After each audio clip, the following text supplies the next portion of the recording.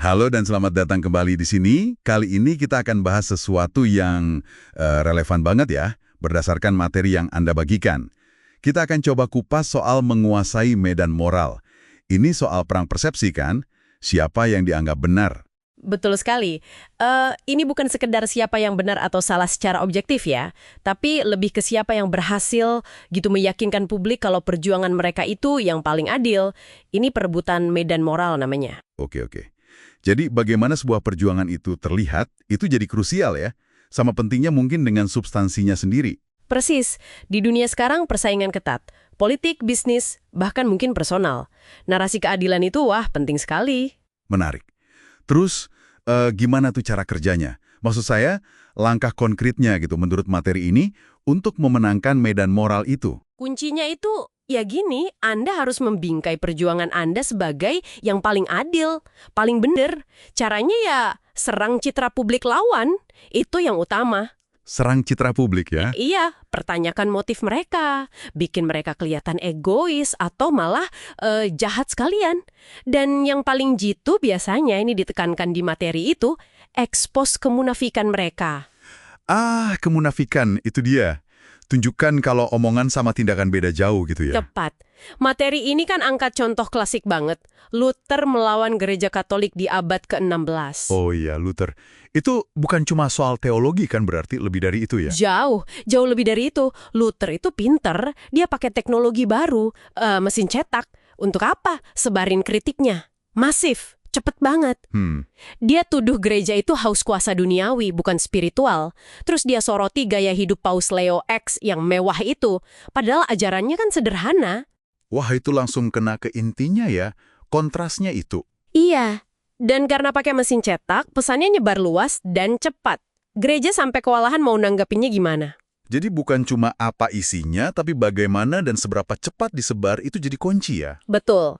Nah, Luther ini berhasil memposisikan diri sebagai, ya kayak pembela kebenaran gitu. Yang tertindas melawan institusi raksasa korup.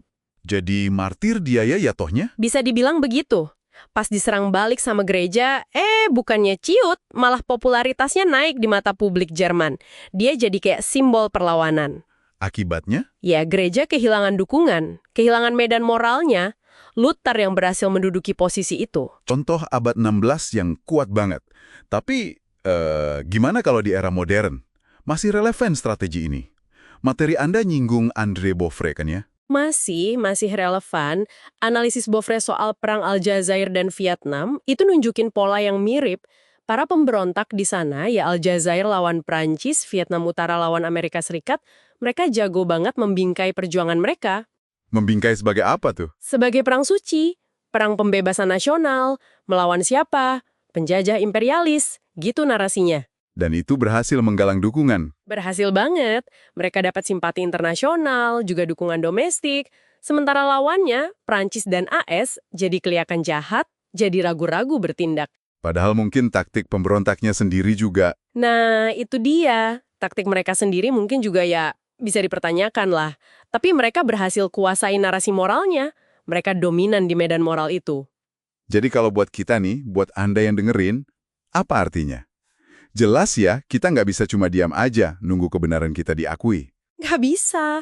Harus aktif. Sumber ini kan bilang, kita harus aktif promosikan narasi kita. Terus, kalau kita yang diserang secara moral, jangan cuma marah atau defensif. Nggak efektif.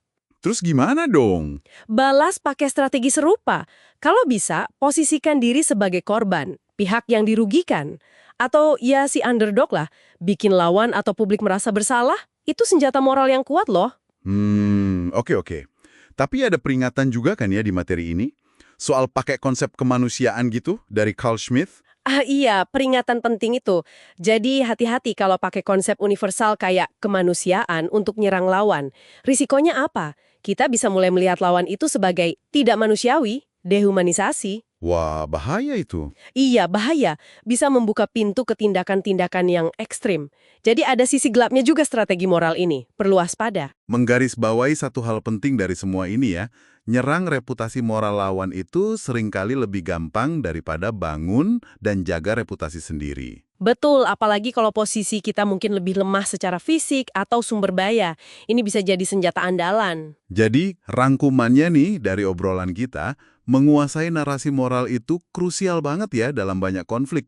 Intinya soal membentuk persepsi, nunjukin kelemahan lawan, dan ya memastikan perjuangan kita dilihat sebagai yang benar. Ya, pada akhirnya ini soal kebenaran mana yang diterima luas. Di medan moral, ini persepsi itu seringkali jadi realitasnya. Bener nggak? Bener banget. Nah, sebagai penutup, kami mau lempar pertanyaan nih buat Anda renungkan. Gimana prinsip medan moral ini bisa Anda amati atau mungkin secara etis ya, Anda terapkan dalam persaingan atau perang kecil di hidup Anda, di kerjaan atau mungkin di lingkungan personal. Dan kalau Anda mulai perhatikan lebih jeli, kemunafikan apa aja sih yang mungkin kelihatan di sekitar Anda? Coba deh direnungkan. Oke, terima kasih banyak sudah menyimak. Sampai ketemu lagi di penjelajahan kita berikutnya.